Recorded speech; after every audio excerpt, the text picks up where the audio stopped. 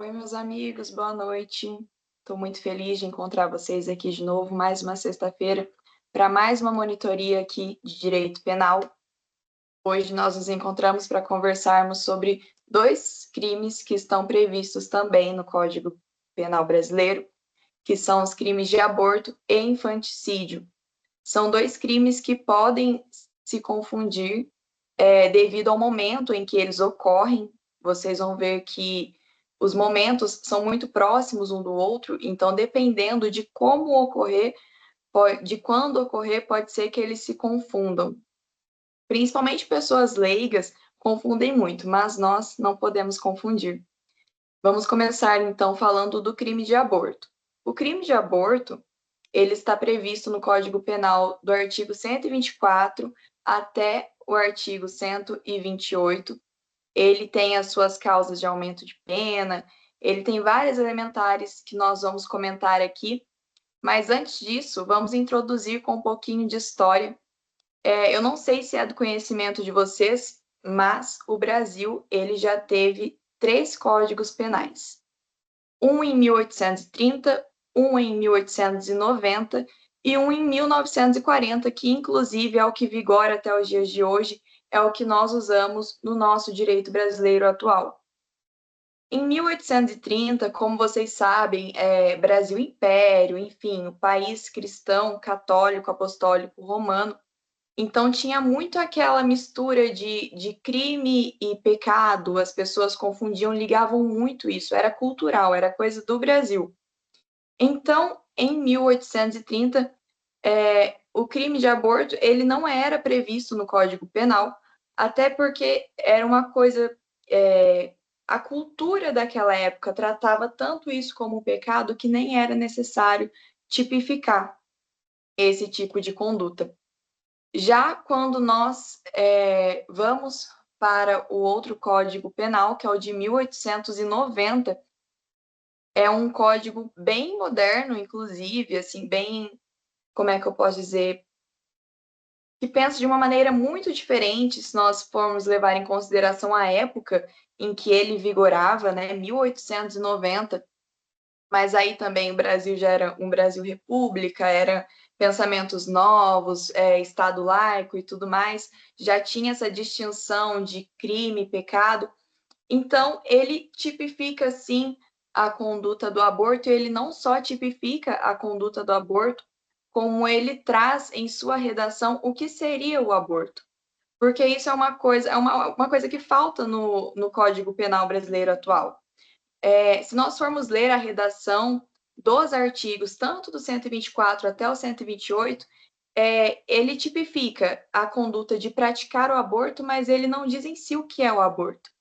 O aborto é quando nós praticamos alguma conduta para que se encerre uma gravidez. Nós estamos praticando algo para atacar uma vida humana intrauterina. Essa é uma elementar que se confunde bastante também com o crime de infanticídio, que é o que nós vamos estar conversando daqui a pouquinho. Por quê? Porque o crime de infanticídio, ele protege uma vida humana extrauterina. Já o crime de melhor, ele ataca. O crime de aborto ataca uma vida humana intrauterina. Então, essas são duas elementares que se confundem também. Mas voltando aqui para o raciocínio que nós estávamos tendo, lá em 1890, além de tipificar essa conduta, ele traz em sua redação o que seria o aborto.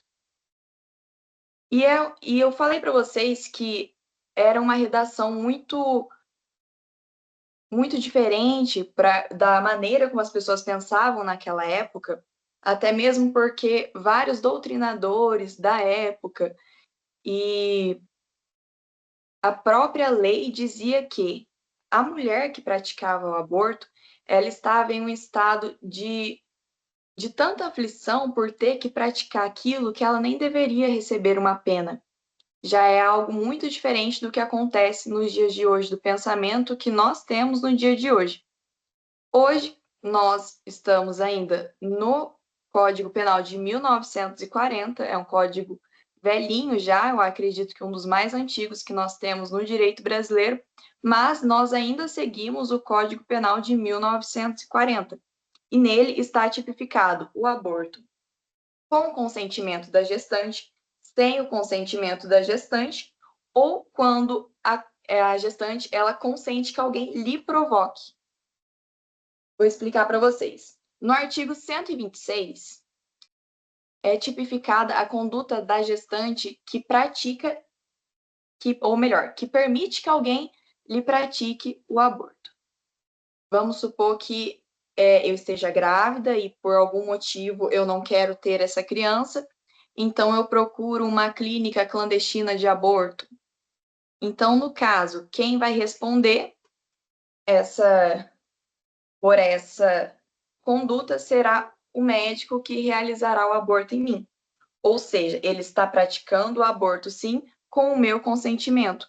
O fato de eu consentir não tira a punibilidade do médico que está praticando aquilo ali. Então, ele vai ser punido da mesma maneira. Já no artigo 125, o aborto é tipificado sem o consentimento da gestante. É quando uma pessoa o texto em si, ele já é muito autoexplicativo. Uma gestante, ela, por algum motivo, vamos supor que por coação, ameaça, vamos supor que um pai, de repente, ele não queira que aquele filho nasça, então ele obriga aquela gestante a praticar o aborto, a tomar algum medicamento que vai resultar no aborto daquele feto. Então, essa pessoa que obrigou a gestante vai responder pelo crime do artigo 125. E o artigo 124 diz o seguinte: provocar aborto em si mesma ou consentir que outrem lhe provoque. É quando a pessoa por si mesma já pratica o aborto. Vamos supor que eu esteja grávida, não quero ter esse filho, então eu mesma vou lá e tomo algum medicamento que eu sei que vai abortar aquela criança, aquele bebê que está ali. Uma curiosidade é que o termo correto para nos referirmos a esse filho, né, é o produto da gestação. Por quê? Porque o produto da gestação, ele faz referência tanto ao feto quanto ao embrião. Então, quando vocês forem escrever na prova, anotem essa aí, o produto da gestação, para se referir ao bebê que está naquela barriga que está sendo abortado, certo? Uma coisa que é muito importante de vocês entenderem, gente, é que o aborto, ele só é punido no Código Penal brasileiro quando ele ocorre de maneira dolosa, quando a pessoa tem a intenção de abortar, até mesmo porque é uma coisa lógica. Como é que nós vamos punir uma mulher que, de maneira culposa, ela já foi lá e abortou o seu filho? De maneira culposa, sem a vontade, sem a intenção de praticar aquele aborto. Seria até injusto, né? Porque a pessoa já está ali completamente arrasada, porque perdeu o seu filho, e aí vem a justiça e ainda quer castigar essa pessoa, quer punir essa pessoa, é completamente ilógico isso. É completamente sem sentido. Portanto, o aborto só é punido quando ele ocorre de maneira dolosa. Bom, existem dois tipos de aborto que são permitidos aqui no Brasil. A doutrina, inclusive, dão nomes específicos para esse tipo de aborto, que são um aborto necessário ou aborto terapêutico e também um aborto sentimental. O que é o aborto necessário ou terapêutico? Vamos supor que em alguma situação um médico, uma mãe chega no pronto-socorro, sei lá, depois de um acidente, e o médico fala assim: olha, eu vou ter que escolher entre a vida da gestante ou a vida do bebê que está ali dentro dela. Nesses casos, ele deve escolher a vida da gestante. Então, se ele pratica um aborto para salvar a vida da gestante, ele não comete crime. Por quê? Porque o aborto que ele praticou foi um aborto necessário ou terapêutico. A situação fez com que ele fosse necessário.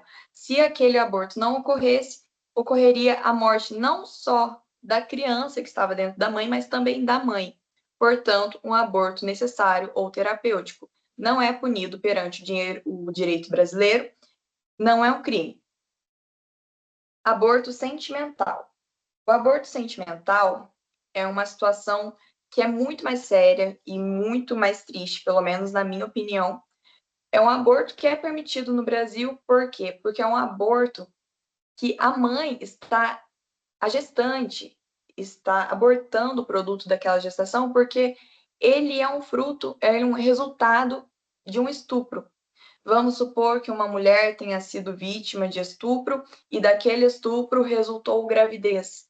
Ela tem o direito, sim, de abortar aquele feto que está dentro dela, aquele embrião que está dentro dela. Aí o feto ou embrião vai depender do momento em que ela está da gestação, né? Porque no começo é embrião, depois de determinadas semanas passa a ser chamado de feto. Então ela tem o direito de abortar se a gravidez dela foi fruto de um estupro. Chama-se aborto sentimental. A doutrina chama esse tipo de aborto sentimental. Infelizmente, o índice de estupro de vulnerável não é um índice pequeno aqui no nosso Brasil. Como vocês sabem, não é segredo para ninguém. Inclusive, quando nós vemos notícias, infelizmente, é mais comum nós vermos notícias de crianças que são abusadas, adolescentes, pré-adolescentes que são estupradas. E nós sabemos que essas pessoas são incapazes perante o direito brasileiro por conta da sua idade, da sua faixa etária. São menores de idade, para que fique mais fácil de vocês visualizarem. Nesses casos, se uma menor de idade, seja criança, seja adolescente, seja pré-adolescente, vamos supor que uma criança, uma pré-adolescente, né? Porque a criança engravidar é uma coisa mais rara de se ver, porque o normal é que o corpo da mulher se prepare, esteja pronto para uma gravidez depois dos 12, 13 anos. Existem casos, sim, em que uma criança já tenha um corpo pronto, entre aspas, para receber uma gravidez, mas não é regra geral, são exceções. Então, vamos supor que uma pré-adolescente tenha sido vítima de estupro e daquele estupro resulta uma gravidez. Ela tem, sim, o direito de abortar, porém, para que ela consiga abortar, é necessário que o seu responsável legal, seja um pai, seja um tutor, o seu responsável legal, ele precisa autorizar. Ou precisa autorizar, precisa consentir. Então, entendam, quando uma mulher ou uma pré-adolescente vítima de estupro quer abortar, não é que ela deve abortar, mas ela pode abortar, porque existem mulheres que optam por ter esse filho, mesmo que esse filho seja resultado de um estupro, de um abuso que ela sofreu. Mas existem mulheres que também querem abortar e é um direito que elas têm, não é que elas devem, elas podem. Por isso, para que o aborto sentimental ele seja realizado, é necessário que haja consentimento. Consentimento da gestante, se ela já for maior de idade, se ela já for capaz perante o direito brasileiro, e consentimento dos responsáveis, dos pais, tutores, daquela pré-adolescente que está ali esperando um bebê, certo? É necessário que haja consentimento. Se não houver consentimento, a pessoa que realizar o aborto estará cometendo o crime que nós acabamos de comentar aqui, que é o do 126 do Código Penal, que é quando, ou melhor, 125, que é quando alguém pratica o aborto em uma mulher sem que essa mulher consinta. Quando uma pessoa pratica um aborto sem o consentimento da gestante. Então, mais uma vez, para que vocês não esqueçam, frisem isso na cabeça de vocês. O aborto sentimental é permitido no Brasil? Sim. Porém, ele só é permitido quando há o consentimento da gestante ou do seu representante legal, aí vai depender da idade da pessoa. Beleza? Agora vamos comentar sobre as causas de aumento de pena. Como eu disse para vocês no comecinho aqui da nossa monitoria, o crime de aborto ele possui causas de aumento de pena. Ou seja, ele possui agravantes. O crime do 125 e do 126, ou seja, quando uma pessoa pratica o aborto com o consentimento da gestante ou sem o consentimento da gestante, esse aborto ele vai ter a sua pena aumentada de 1/3 se houver consequências dos meios empregados para provocá-lo. Ou seja, se a gestante sofre lesão corporal de natureza grave e a pena é duplicada se a gestante morre. Se ocorre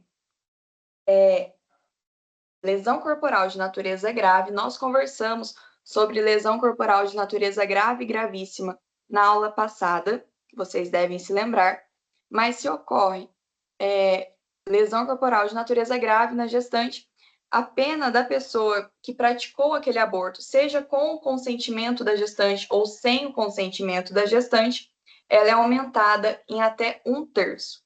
Agora, se ocorre da gestante falecer, que é uma coisa muito comum, nós vemos em histórias, em situações em que uma gestante ela procura, por exemplo, uma clínica clandestina e são pessoas que não estão preparadas para fazer aquilo ali. Então, a gestante acaba morrendo. Neste caso, as pessoas responderão, sim, pelo crime de aborto com o consentimento da gestante e a sua pena vai ser duplicada. Ela é dobrada devido à morte daquela gestante. A ação penal ela é pública incondicionada, ou seja, ela não depende do consentimento da vítima, até mesmo porque, se nós formos parar para pensar, é um pouco ilógico. A vítima já não pode se manifestar. Portanto, ação penal pública incondicionada. Competência do tribunal do júri. Por quê? Porque o júri ele é competente por julgar causas de crimes dolosos contra a vida. Como eu já disse para vocês, o aborto no Brasil só é punido quando ele ocorre de maneira dolosa, de maneira culposa, não pode, muito menos deve ser punido. Portanto, a competência é do tribunal do júri. Beleza, gente? Agora, sem mais delongas, vamos partir para o crime de infanticídio. Como eu disse para vocês, muita gente pode confundir o infanticídio com o aborto. Por quê? Porque são momentos muito próximos. O aborto, ele vai ocorrer, o crime de aborto, ele vai ocorrer durante alguma gestação.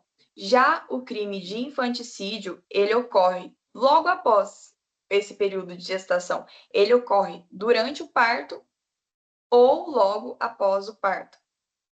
O crime de infanticídio, quando nós falamos para pessoas que são leigas, que não conhecem de fato o que é um crime de infanticídio, o que seria um crime de infanticídio, soa como algo muito horroroso, hediondo. Muitas pessoas podem achar que é hediondo, que é algo muito grave. Não estou dizendo que não seja. Porém, muita gente confunde com o homicídio. Por quê? Quando nós falamos de feminicídio, que antes era uma qualificadora, hoje em dia é um crime autônomo, assim como o infanticídio. Mas quando nós falamos do feminicídio, nós estamos falando, por exemplo, de um homem que vai lá e mata uma mulher devido ao ódio que ele tem do sexo feminino, enfim. Então, quando nós falamos de infanticídio, muita gente pode confundir com matar uma criança, matar um filho. Nós vamos ver que o crime de infanticídio, ele é um crime próprio, ou seja, o sujeito ativo dele, ele deve ter uma qualidade específica, que é a qualidade de mãe. Então, e o sujeito passivo também, que deve ser o filho que acabou de nascer. Muita gente confunde o infanticídio com o homicídio também por causa disso. Nós vamos comentar as elementares certinho para que não reste dúvidas. Objetividade jurídica do crime de infanticídio, gente. A vida humana extrauterina. Como eu já falei para vocês, o aborto, ele protege a vida humana intrauterina. É a vida humana que está dentro da mãe. Já no crime de infanticídio, o legislador está querendo proteger a vida humana extrauterina. É a vida humana que já saiu ali de dentro da mãe. E por quê? Porque esse crime ele ocorre ou durante o parto ou logo após. Esse logo após é um tempo indefinido, porque nós vamos ver na redação do artigo aqui 123 do Código Penal, que é o artigo que fala do crime de infanticídio, que a mulher ela está sobre o estado puerperal. O estado puerperal é diferente de puerpério, tá, gente? O estado puerperal, falando aqui como uma pessoa leiga que estudou o mínimo sobre isso, tá? Não sou profissional da área, porém eu estudei isso para que eu pudesse explicar para vocês. Pensem que durante uma gravidez, a gestante ela tem aquela questão de desequilíbrio hormonal, é necessário muitos hormônios para manter aquela criança que está ali dentro dela e tudo mais. Então, pensem que logo após a criança sair de dentro da mãe, existe um momento entre o parto e um determinado momento em que o corpo dela vai voltando ao normal, ou seja, ele volta à sua atividade hormonal normal. Então, durante esse período, a mulher pode sim chegar a sentir vontade de matar o filho, mas é um conjunto de questões psíquicas, envolve a questão psicológica da mulher. Existem mulheres que têm gravidez desassistida, uma gravidez sem acompanhamento, sem ajuda. Nós vamos ver que nos casos práticos, é claro que a doutrina ela trata isso de uma outra maneira. Só que quando nós vemos um caso de infanticídio em casos práticos, em casos reais, são mulheres desassistidas, são mulheres que têm a sua gravidez completamente desacompanhada, sem nenhum auxílio, sem nenhuma ajuda. Ele não ocorre geralmente num hospital, como são os exemplos que nós vemos na doutrina. Ele dificilmente vai ocorrer numa maternidade. Não, ele ocorre, por exemplo, no banheiro da rodoviária, que de repente uma moradora de rua teve o seu filho e naquele momento ela está com a sua cabeça completamente fora de si.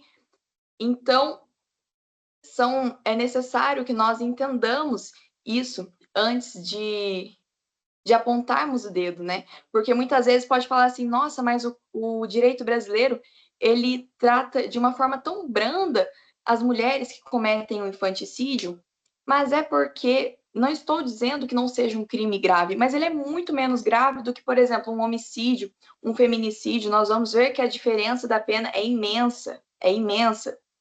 Por quê? Porque a mulher, ela está fora de si. Até existe uma certa discussão a respeito da punibilidade desse crime, porque para alguns doutrinadores, e eu não sei muito bem a minha opinião, mas eu chego a concordar um pouco com eles, para alguns doutrinadores, é injusto que a gestante, não, a mãe, né, porque no caso a criança já nasceu, a mãe, ela deveria ser inimputável. Por quê? Porque ela está fora de si. O estado puerperal, ele deixa, sim, essas mulheres fora de si, é uma coisa muito difícil para elas. Tanto que, depois que elas têm a noção do que aconteceu, muitas não chegam a lembrar do que aconteceu. É uma questão psíquica mesmo. Então, existe essa questão da discussão doutrinária a respeito da punibilidade desse crime. Porque se isso é razoável, essa é uma pergunta que muitas vezes nós nos deparamos no direito brasileiro, né? Aí eu não estou falando só do direito penal, mas do direito brasileiro em si, no geral. Nós precisamos perguntar, será que isso é razoável? Fica aí esse questionamento a respeito do infanticídio. O infanticídio ele é um crime um pouco polêmico, exatamente por essa questão. Será que a mãe deveria ser punida? Será que não caberia, de repente, um perdão judicial? Porque se nós pararmos para pensar, o resultado daquela conduta já torna uma pena completamente irrelevante. A mulher, quando ela volta a si, vamos dizer assim, quando ela tem noção do que aconteceu, ela vê que ela perdeu o seu filho, que ela matou o seu filho. Então, existe essa questão, essa polêmica em torno desse crime. Outra polêmica desse crime, gente, é a questão da virada de Hungria. Vocês, em algum momento do curso de Direito, vão ouvir falar sobre a virada de Hungria. E o que é a virada de Hungria? Eu não sei se vocês já ouviram falar, eu acredito que sim, a respeito de Nelson Hungria. Nelson Hungria, que foi um dos maiores juristas brasileiros, na minha opinião, o maior doutrinador de direito penal que já existiu no Brasil, pelo menos de todos que eu já ouvi falar, até mesmo porque todos os atuais doutrinadores, de alguma maneira, espelham as suas obras nas obras de Nelson Hungria. Portanto, ele é uma figura muito importante no direito penal brasileiro. E existe a questão dessa polêmica nesse crime, que é a questão da virada de Hungria. Por quê? Porque Nelson Hungria, a vida inteira, defendeu que a pessoa que ajudava a gestante a praticar o infanticídio, essa pessoa, ela não deveria responder por participação em infanticídio, e sim por homicídio. Por quê? Porque a pessoa, ela não está em estado puerperal, ela não acabou de ter um filho ali, não tem nenhuma situação, nenhuma questão que justifique esse pensamento da pessoa de querer matar a criança que está ali recém-nascida. Por quê? Porque ele não está, essa pessoa de fora, esse terceiro, não está em estado puerperal, entendem? Então, ele a vida inteira defendeu isso. E em suas últimas obras, ele muda de ideia. Por quê? Porque a lei diz que a pessoa que ajuda uma mãe a cometer infanticídio, ela responde por participação em infanticídio. Então, para que a lei seja respeitada, ele muda de ideia. Essa é a chamada virada de Hungria, que é uma das maiores polêmicas a respeito desse crime, que é o crime de infanticídio. Uma coisa também que é muito importante de nós entendermos é que o infanticídio, para que ele ocorra, a vítima precisa ser aquele bebê recém-nascido. Pode ser que a mulher ela acabe matando uma outra criança, porque naquele momento que ela está com todas essas condições psíquicas desequilibradas, ela confunda a criança, ela pegue uma criança achando que é o seu filho recém-nascido e mate essa criança, porém ela pensa que é o seu filho. Então, a vítima precisa ser o recém-nascido. Se uma mulher que acabou de dar à luz, ela mata o seu filho, só que ela mata o seu filho que tem 3, 4 anos, ela não vai responder por infanticídio. Ela vai responder por homicídio, mesmo que seja talvez um homicídio culposo. Mas ela responde por homicídio. Por quê? Porque quando nós falamos de infanticídio, nós estamos falando de um crime próprio. Ou seja, o sujeito ativo, a pessoa que pratica a conduta, ele tem uma qualidade específica, qual seja a qualidade de mãe, a mãe que acabou de ter aquele filho.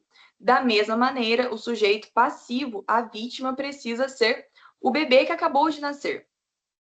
Quando nós lemos a doutrina, nós nos deparamos com alguns exemplos que, como eu falei para vocês, não acontecem em caso prático, porque quando nós nos deparamos com o caso prático, é uma realidade completamente diferente da realidade que a doutrina traz para a gente. Mas, para que eu não traga somente casos práticos aqui para vocês, por uma questão de honestidade intelectual, eu vou trazer também o que a doutrina fala. A doutrina, ela dá um exemplo. A maioria das doutrinas que eu vi, pelo menos Fernando Capês, Rogério Greco, que é o que eu mais gosto de estudar, eles tratam esses assuntos, eles dão esses exemplos. Uma mulher em estado puerperal, ela tenta matar o seu filho, só que ela vai ali na maternidade e com aquelas condições que ela está, ela confunde a criança e ela acaba matando uma outra criança. Ela pega o filho de uma outra companheira de quarto que está ali e mata essa criança, achando que é o seu filho. Ela vai responder por infanticídio. Por quê? Porque por uma questão de que, nesses casos, ela responde como se ela tivesse praticado aquele crime contra a vítima virtual. Qual é a vítima virtual? É a vítima que ela, na sua mente, estava planejando atacar. Ou seja, naquele momento, o que é que ela queria? Matar o seu filho. Se ela mata outra criança achando que é o seu filho, ocorre o quê? Um erro sobre pessoa. Aí nós estamos falando de um conteúdo lá da parte geral, matéria do primeiro ano. Vocês vão se lembrar do erro sobre pessoa. Ela mata alguém pensando que é outra pessoa. Ela mata outra criança achando que aquela criança é o seu filho. Ela vai responder como se ela tivesse matado o seu filho. Por quê? Porque trata-se da vítima virtual deste crime em questão, desse caso em questão. Então, é necessário também que ocorra de maneira dolosa. O crime de infanticídio, ele só é punido no Brasil quando ele é praticado de maneira dolosa. Está aí outra grande polêmica da doutrina em questão de críticas a respeito desse crime, a respeito dessa tipificação penal. Por quê? Porque eles exigem a qualidade de dolo. Eles exigem o dolo na prática dessa conduta, porém, como é que vai haver o dolo se a pessoa está fora de si? Entendem? Então, a doutrina critica muito, ela é muito controversa a respeito desse crime, que é o crime de infanticídio. O estado puerperal, ele não tem um tempo específico para acabar. Aí vai depender muito de mulher para mulher.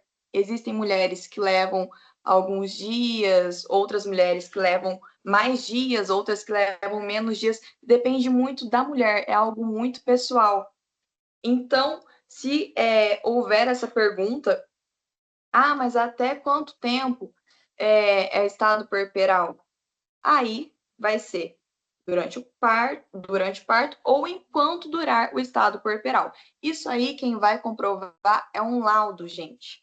Tá? Quem comprova isso é um perito, é um laudo de perícia, seja psiquiátrica, de profissionais da área que consigam dizer que aquela mãe estava sob estado puerperal. Por que eu digo isso? Porque tem mulheres que levam mais dias, outras levam menos dias para que o seu estado puerperal seja finalizado, para que a sua atividade hormonal ela volte ao normal. Portanto, se uma mulher ela pratica um crime contra o seu filho, mesmo que ele seja recém-nascido, então vamos ver. Sujeito ativo é a mãe? É a mãe. Então, nós já temos um dos requisitos preenchidos. O sujeito passivo é o bebê recém-nascido? Sim. Então, nós temos outro requisito preenchido. Só que ela estava sob estado puerperal? Não. Se ela não está sob estado puerperal, ela não responde mais sobre infanticídio. Não existe mais infanticídio para essa mãe. Ela responde por homicídio. E aí, dependendo do caso, pode ser doloso, pode ser culposo, enfim, qualificado, mas ela não responde mais por infanticídio, sim por homicídio. Por quê? Porque é necessário que haja o estado puerperal. É necessário que ela esteja sob influência do seu estado puerperal. Caso contrário, não existe crime de infanticídio para essa mãe. Ela vai ser julgada por um crime muito mais severo. O crime de infanticídio, ele é um crime muito simples, comparado a outros crimes, como, por exemplo, o homicídio. Por quê? Porque o infanticídio ele não tem forma qualificada, ele não tem causas de aumento, de diminuição de pena. Não, ele é um crime simples. Se nós formos compará-los com outras condutas que estão tipificadas no Código Penal. A consumação, ela ocorre com a morte ali do recém-nascido.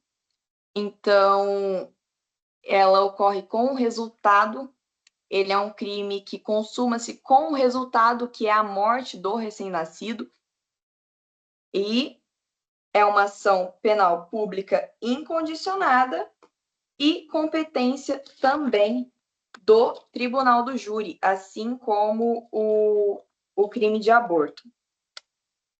Por quê? Porque é um crime doloso contra a vida.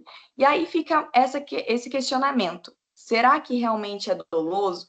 Porque eu até lembro que quando eu estudei isso pela primeira vez, eu fiquei pensando, nossa, mas será que é justo punir essa mãe se ela não estava sobre um estado assim, de um estado normal, psiquicamente falando, porque tudo isso vai ser provado por laudos, gente, tá? Para que uma mulher seja condenada por infanticídio, é necessário o laudo de perícia.